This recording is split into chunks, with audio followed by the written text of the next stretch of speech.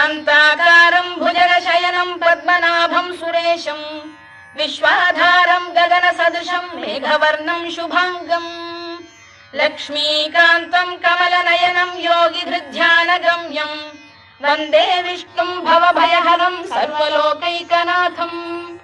मेघश्यामं पीतकौशेयवासं श्रीवत्साङ्कं कौस्तुभोद्भासिताङ्गं पुण्योपेतं पुण्डरीकायताक्षं विष्णुं वन्दे सर्वलोकैकनाथं नमः समस्तभूतानामादिभूताय भूभृते अनेकरूपरूपाय विष्णवे प्रभविष्णवे सशङ्खचक्रं सकिरीटकुण्डलं सपीतवस्त्रं सरसीरुहेक्षणं सहारवक्षस्थलशोभिकौस्तुभं नमामि विष्णुं शिरसा चतुर्भुजं छायायां पारिजातस्य हेमसिंहासनोपरि आसीनम